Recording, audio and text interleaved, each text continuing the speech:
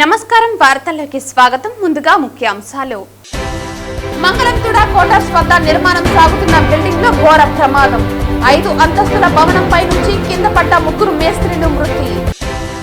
3 కూలీల మృతికి కారణమైన భవన యాజమానిని అరెస్టు చేయాలి. యాజమాని ఆస్తులను సీజ్ చేసి కూలీలకు 50 లక్షల చొప్పున నష్టపరిహారం చెల్లించాలి. CITU demand. ఆధ్యాత్మిక నగరం తిరుపతిలో అర్ధరాత్రి సమయంలో నైట్ బీట్లలో వినూత్న ప్రయోగానికి శ్రీకారం చుట్టిన తిరుపతి జిల్లా ఎస్పీ హర్షవర్ధన్ రాజు.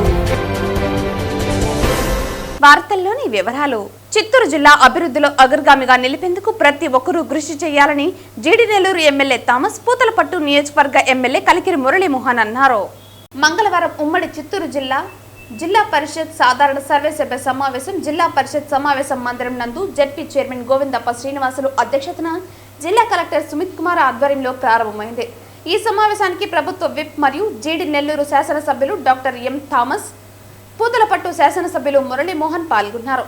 జెడ్పీ సీఈఓ రవికుమార్ నాయుడు జిల్లా ప్రజా పరిషత్ సాధారణ సర్వసభ సమావేశపు అజెండా అంశాలను వివరించారు.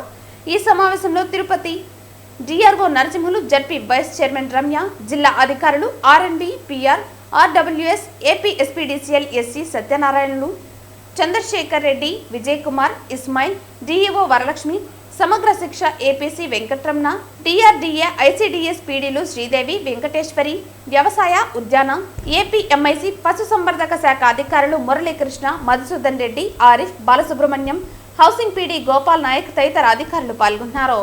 అదే రకంగా గత సంవత్సరం కూడా మనకు ఈ సాధారణ నిధుల కింద 13 కోట్ల రూపాయలు జమ కావడం జరిగింది. ఈ 13 కోట్లు కూడా మనకు దరిదాపుగా ఇంత మోతాదులో ఆ యొక్క బడ్జెట్ అంచనాలు బట్టి ఆ యొక్క బడ్జెట్ అంచనాలో ఎవరెవరికి ఎంత కేటాయింపులు ఉంటాయో దానికి అనుకూలంగా ఖర్చు చేసినప్పటికీ కూడా 2018-2019 కాలంలో దరిదాపు ఒక 400 వర్కర్లకి అప్పుడు జరిగినా కూడా వర్క్లన్నీ కూడా జరిగినా కూడా పేమెంట్ ఇవ్వలేదు అనే కారణాల రీత్యా దరిదాపు 5 సంవత్సరాల తర్వాత ఇప్పుడు వాటికంతా కూడా పేమెంట్ ఇవ్వడం జరుగుతుంది. చాలా వరకు ఒక 80% ఆ పేమెంట్స్ అంతా కూడా ఇవ్వడం జరిగింది. ఆ తర్వాత రొటీన్గా గౌరవ శాసనసభ్యులు ఏవైతే అడుగున్నారో ఆ వర్క్లన్నీ కూడా ఈ యొక్క సాధారణ నిధుల ద్వారానే మనం ఇవ్వడం జరిగింది అనమాట.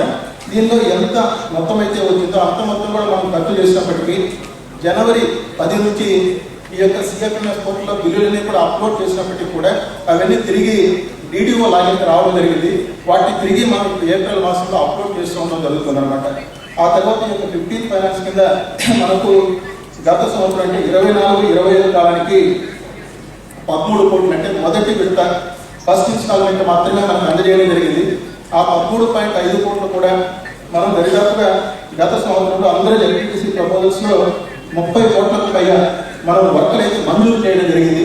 దానిలో చేసినటువంటి వర్క్లన్నీ కూడా దరిదాపుగా ఒక 10 కోట్ల ఎక్స్పెండిచర్ మాత్రం మనం పెట్టుకోవడం జరిగింది. ప్రముఖ స్వతంత్ర సమరయోధుడు, ఆంధ్రరాష్ట్ర చైతన్య దీప్తి గ్రంథాలయోద్యమానికి ఆద్యుడు, నిడాడంబర జీవి పద్మభూషణ్ బావిలాల గోపాలకృష్ణయ్య 22వ వర్ధంతి సందర్భంగా రాములవారి దక్షిణ మాడవీధిలోని చిగోరా ఆధ్యాత్మిక సేవా కేంద్రం వద్ద రాయలసీమ రంగస్థలి కళాకారులు, బ్రాహ్మణ కోఆపరేటివ్ క్రెడిట్ సొసైటీ సభ్యులు మరియు ఫిలిం సొసైటీ సభ్యురాండ్రు సంయుక్తంగా బావిలాల గోపాలకృష్ణయ్య చిత్రపటానికి పుష్పాంజలి ఘటించారు. ప్రముఖ స్వాతంత్ర సమరయోధులు, ఆంధ్రరాష్ట్ర చైతన్య దీప్తి గ్రంథాలయోద్యమానికి ఆద్యుడు, నిరాడంబర జీవి పద్మభూషణ్ బావిలాల గోపాలకృష్ణయ్య గారి 22వ వర్ధంతి సందర్భంగా రాములవారి దక్షిణ మాడవీధిలోని చిగోరా ఆధ్యాత్మిక సేవా కేంద్రం వద్ద రాయలసీమ రంగస్థలి కళాకారులు, బ్రాహ్మణ కోఆపరేటివ్ క్రెడిట్ సొసైటీ సభ్యులు మరియు ఫిలిం సొసైటీ సభ్యులు సంయుక్తంగా బావిలాల గోపాలకృష్ణయ్య చిత్రపటానికి పుష్పాంజలి సమర్పించారు. ఈ కార్యక్రమంలో కళాకారుల అధ్యక్షులు Gundala Gopinath, Subrahmanyam Reddy, Brahmana cooperative credit society senior assistant PRL Kumar, officer Dasari Leelavathi, సభ్యురాలు భాగవతుల జయలక్ష్మి తదితరులు పాల్గొన్నారు.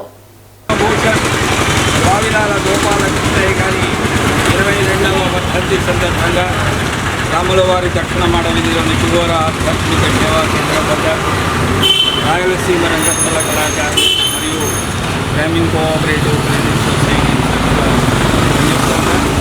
ఈ వర్ధంతి కార్యక్రమాన్ని ఇక్కడ ఘనంగా నిర్వహించడం జరిగింది.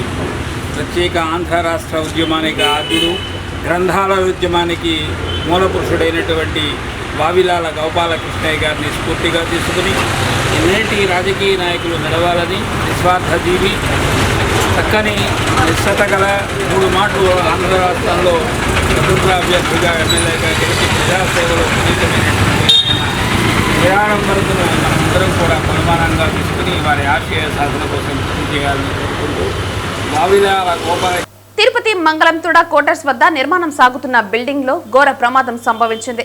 5 అంతస్తుల భవనంపై నుంచి కింద పడ్డ 3 మేస్త్రులు మృతి చెందారు. మంగళవారం తుడ కోటర్స్ వద్ద నిర్మాణం సాగుతున్న బిల్డింగ్ లో ఘోర ప్రమాదం సంభవించింది. భవన నిర్మాణ కార్మికులు ఉదయం 9:30 గంటల ప్రాంతంలో కర్రలపై నిలబడి పనిచేస్తున్న తరుణంలో ఒక్కసారిగా ప్రమాదానికి గురయ్యారు.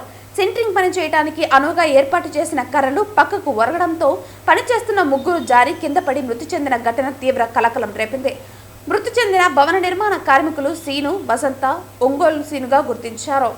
ఈ సంఘటనలో ప్రాణాలతో బయటపడ్డ మరో వ్యక్తి తెలియజేసిన వివరాల మేరకు కేసు నమోదు చేసి దర్యాప్తు చేపట్టారు పోలీసులు. కార్మికుల మృతి చెందిన ఘటన భవన ప్రాంతాన్ని అధికారులు పరిశీలిస్తున్నారు. ఈ రోజు ఉదయం 9:30 వరకు బాగా టిఫిన్ చేసి పైకి మేము లాస్టింగ్ పోతున్నామని చెప్పేసి పైకి పోయినా సార్. పైకి పోవటం ఒక హాఫ్ అన్ అవర్ చేశారు సార్. హాఫ్ అన్ అవర్ నుంచి మళ్ళీ 6 శబ్దాలు వచ్చినాయి సార్. ఏంటంటే ఆ కట్టిన తాడు ఈడిపోయేసి 2 పొయ్యిలు ఈడిపోయినాయి సార్. 3 పడిపోయినారు సార్. ఆ టైంలో నేను టిఫిన్కి పోయినా సార్. నేను వచ్చేకాలకి జరిగిపోయినా సార్. ఇది సార్ ఈరోజు జరిగింది. మాదే సార్, నేనే సార్. నేను ఇంటి వాడు సార్. కే ఆండాలయ్య, రిటైర్డ్ టీచరు సార్. కాళహస్తి నుంచి సార్ వచ్చేస్తారు. వాళ్ళు పోయేది 15 రోజులకు ఒకసారి, 20 రోజులకు ఒకసారి ఇంటికి పోతారు సార్. ఫెన్సింగ్ లాంటి వేసుకోవాలి సార్. 5 ఫ్లోర్లు కట్టారు, చుట్టూ ఫెన్సింగ్ లాంటి వేసుకోవాలి కదా. అక్కడ పడిపోయినా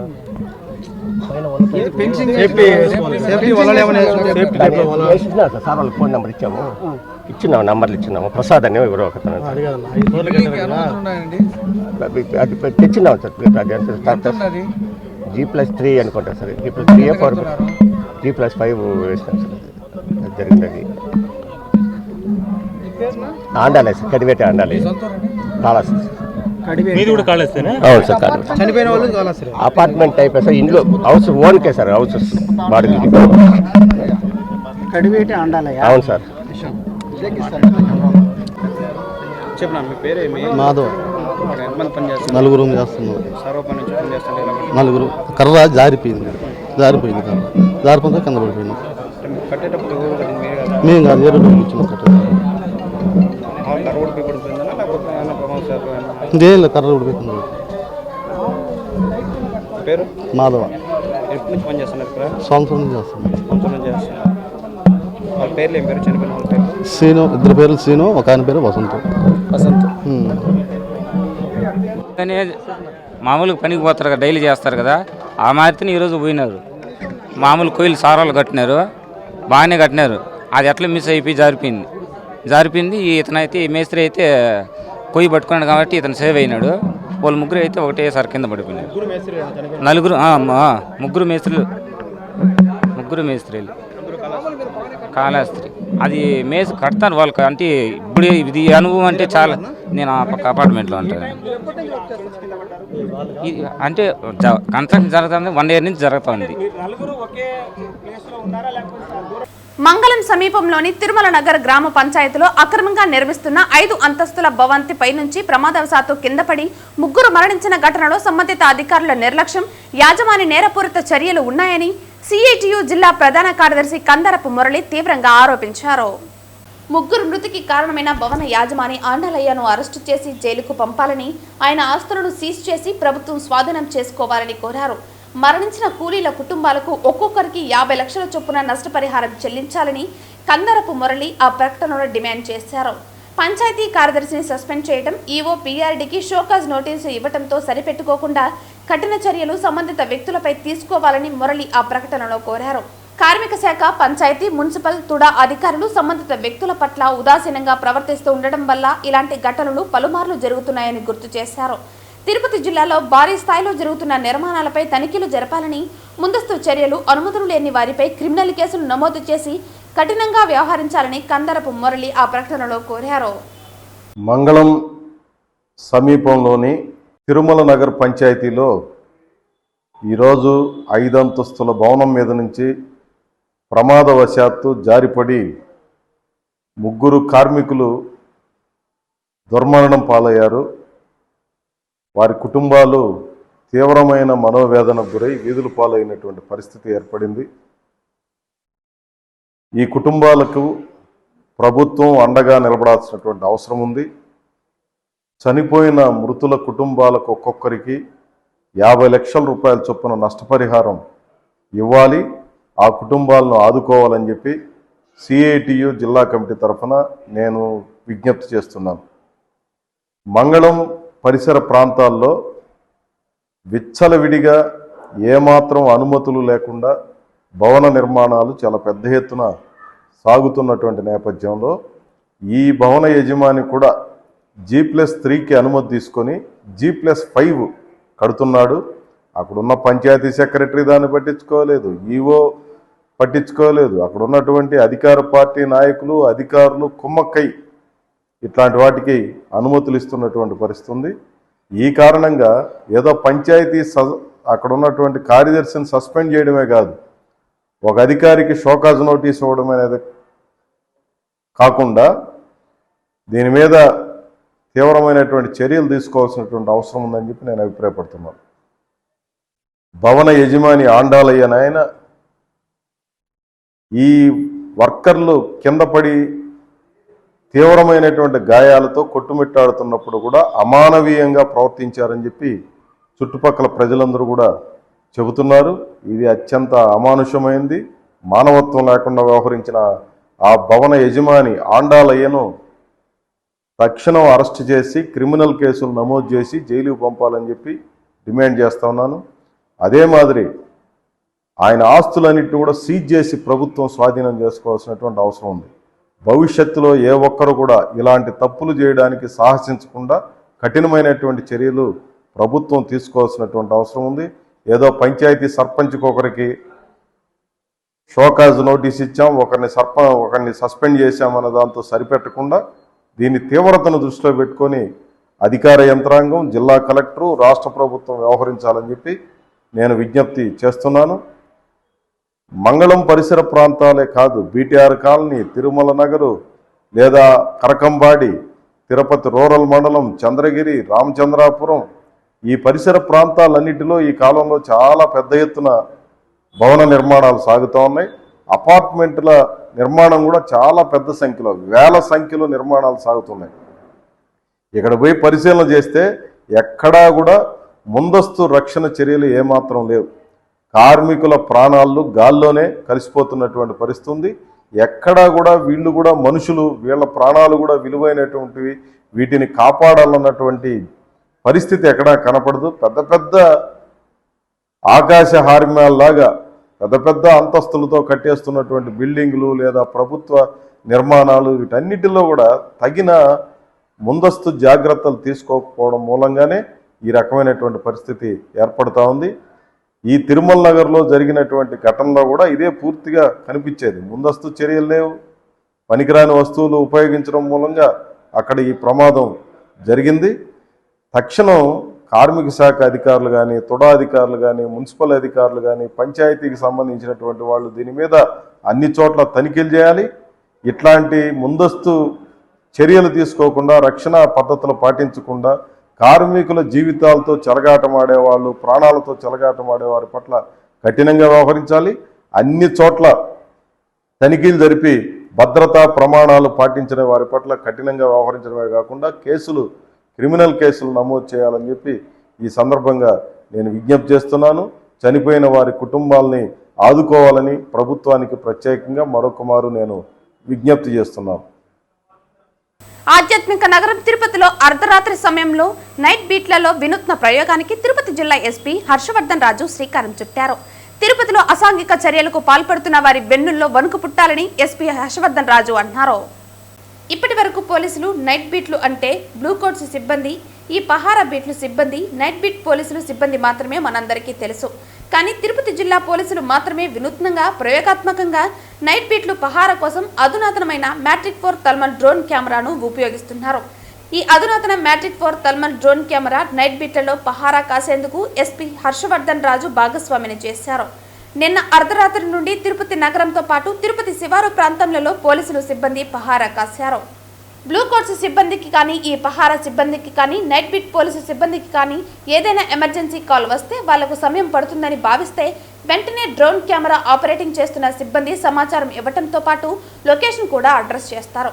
లొకేషన్ అడ్రస్ చెప్పడం ఆలస్యం చేయకుండా ఈ డ్రోన్ కెమెరాను అటుగా దిశ మళ్లించి ఆగమేఘాల మీద ఆకాశంలో దూసుకువెళ్తూ స్పాట్కు చేరుకుంటుంది.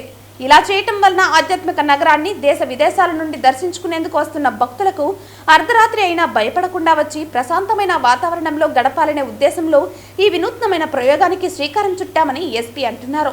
ఇదిలా ఉంటే అధునాతనమైన మ్యాట్రిక్ 4 థర్మల్ డ్రోన్ కెమెరాతో పహారా కాస్తుంటే అర్ధరాత్రి సమయంలో అసాంఘిక కార్యకలాపాలకు పాల్పడే వారికి కూడా చెక్ పెట్టవచ్చునని అంటున్నారు. తిరుపతిలో అసాంఘిక చర్యలకు పాల్పడుతున్న వారికి వెన్నులో బనుకు పుట్టాలని ఎస్పీ హర్షవర్ధన్ రాజు అన్నారు.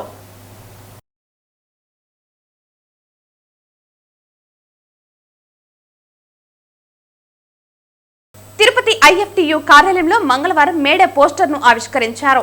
ఈ కార్యక్రమంలో నాయకులు హరికృష్ణ, ఆర్ వెంకయ్య, పి వెంకటరత్నం, అరుణ, లోకేష్, రాణి తదితరులు పాల్గొని మేడేని విజయవంతం చేయాలని పిలుపునిచ్చారు. రేపు జరగబోయే మేడేని జయప్రదం చేయాలని చెప్పి 139వ మేడేని ఐఎఫ్టియు ఆధ్వర్యంలో ఘనంగా నిర్వహించాలని చెప్పి కోరుకుంటున్నాము. 8 గంటల పని దినాల కోసం ఆ రోజు చికాగో నగరంలో జరిగిన ఎర్ర జెండా తడిసి ముద్దైన సందర్భంగా అదేవిధంగా ఈరోజు కూడా రాష్ట్ర ప్రభుత్వాలు మళ్ళీ లేబర్ కోడ్ల కోసం వాళ్ళు చేసేదాన్ని లేబర్ కోడ్లు రద్దు చేసే విధంగా ఈ పోరాటం సాగుతుంది. అదేవిధంగా కనీస వేతనం 26,000 ఇవ్వాలని చెప్పి సమాన పనికి సమాన వేతనం కల్పించాలని కార్మికుల హక్కులన్నీ ఈరోజు మేడే ద్వారా మేము మళ్ళా సాధించుకుంటామని చెప్పి ఈ సందర్భంగా తెలియజేస్తున్నాం. ముఖ్యంగా ఈరోజు కార్మికుల పక్షాన ఏ రాష్ట్ర ప్రభుత్వాలు కూడా పనిచేయటం లేదు. ఈరోజు అవుట్సోర్సింగ్ పద్ధతిలో కూడా కార్మికుల్ని ఆఫ్కోర్స్ కూడా తీసేయడం జరిగింది.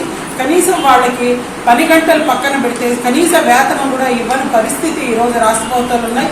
ఈరోజు అవుట్సోర్సింగ్ కింద పనిచేసే కార్మికులందరికీ కూడా సమాన పనికి సమాన వేతనం ఇవ్వాలని చెప్పి మేము ఐఎఫ్టీగా తెలియజేస్తున్నాం. రేపు 139వ మేడేను పురస్కరించుకొని ఐఎఫ్టీ ఆధ్వర్యంలో సదస్సు నిర్వహిస్తున్నాం. ఆ సదస్సును జయప్రదం చేయవలసిందిగా మేమందరూ కోరుకుంటున్నాం.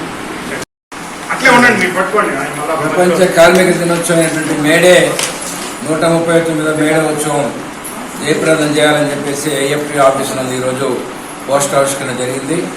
ప్రపంచ కార్మికులారా ఏకంగా నినాదంతో చికాగో నగరంలో జరిగినటువంటి పోరాటాన్ని ప్రపంచ దేశాలకు ఒక విచ్చుక్తిగా నిలబడినటువంటి మేడే ప్రపంచ కార్మికులందరూ కూడా చాలా ఘనంగా జరుపుకుంటున్నారు. మన ఐఎఫ్టీ కూడా ఈ రాష్ట్రంలో ఉన్నటువంటి అనేక ఉద్యమాలకు సారథ్యం వహిస్తున్నటువంటి ఐఎఫ్టీయు ఈరోజు ముందుండి మేడే ఉత్సవాన్ని జయప్రదం చేయడానికి ఒక పిలుపునిస్తున్నాం కార్మికవర్గానికి. ఈ పిలుపుని అందుకుని కార్మికవర్గం కూడా మేడేని జయప్రదం చేయాలని చెప్పేసి ఆశిస్తా ఉన్నాం. గత సంవత్సరం నవంబర్ 30న చంద్రగిరి మండలం కొత్త ఇండ్లు గ్రామం సిద్ధులు నాయుడు ఇంటిలో పగటిపూట జరిగిన చోరీలో చంద్రగిరి పోలీసులు రికవరీ చేశారు. తిరుపతి జిల్లా చంద్రగిరి చోరీ కేసులో దొంగలను అరెస్టు చేసి నిందితుల నుండి 301 గ్రాముల బంగారు, 3 లక్షల నగదు, ఓ స్కూటీ స్వాధీనం చేసుకున్నారు. ఈ సందర్భంగా ఆయన మాట్లాడుతూ దొంగల నుంచి 301 గ్రాముల బంగారు, 3 లక్షల నగదు, ఓ స్కూటీ స్వాధీనం చేసుకున్నట్లు తెలిపారు. గత సంవత్సరం నవంబర్ 30న చంద్రగిరి మండలం కొత్త ఇండ్లు గ్రామం సిద్ధులు నాయుడు ఇంటిలో పగటిపూట జరిగిన చోరీ కేసులో చంద్రగిరి పోలీసులు వీటిని రికవరీ చేశారు. నిందితుడు తిరుపతి రూరల్ శ్రీనగర్ కాలనీలో నివాసముంటున్న పులి నరేష్ గా పోలీసులు గుర్తించారు. నరేష్ వద్ద నుండి 195.5 గ్రాముల బంగారు, 3 లక్షల నగదు, ఓ స్కూటీ రికవరీ చేసినట్లు తెలిపారు. కేసులో ప్రధాన నిందితుడు పల్నాడు జిల్లా మిర్యాలకు చెందిన షేక్ బాబావలిగా గుర్తించారు. బాబావలిని సూర్యాపేట జిల్లా మునగాల పోలీస్ స్టేషన్ నందు పట్టుబడడంతో అతడి వద్ద నుండి 105.5 గ్రాముల బంగారు రికవరీ చేశారు. పులి నరేష్ పై ఇదివరకే కేసులు ఉండటంతో జైల్లో జీవితం గడిపినట్లు తెలిపారు. కేసులో పురోగతి సాధించిన ఇన్స్పెక్టర్ సుబ్బరామిరెడ్డి సిబ్బందికి రివార్డులను ప్రకటించారు.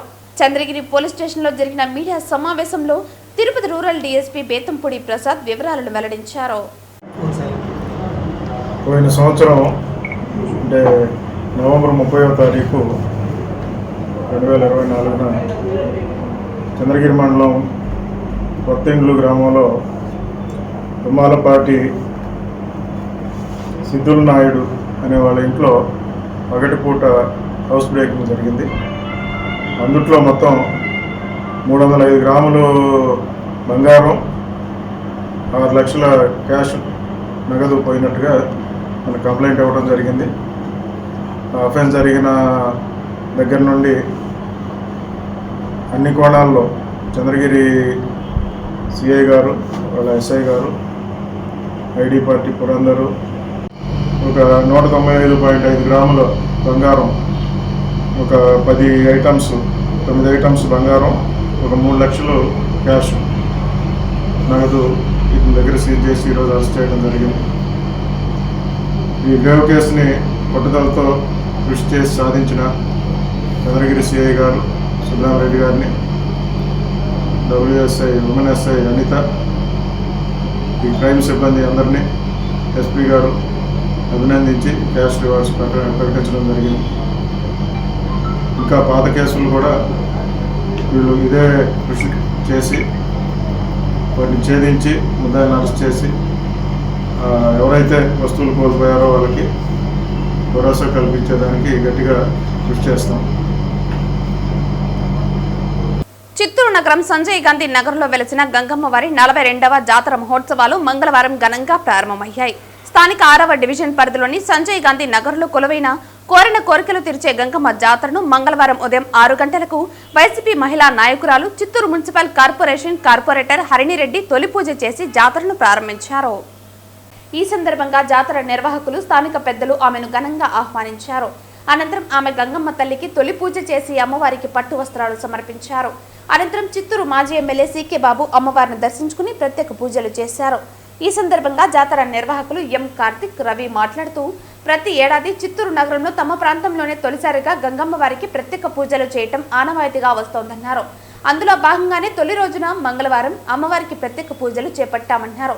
అనంతరం బుధవారం సాయంత్రం బ్యాండ్ మేళాలు, మంగళ వాయిద్యాల నడుమ అమ్మవారికి స్థానిక RLN కళ్యాణ మండపం సమీపంలోని చెరువు వరకు ఊరేగింపుగా తీసుకువెళ్లి అక్కడ నిమజ్జనం చేస్తామన్నారు.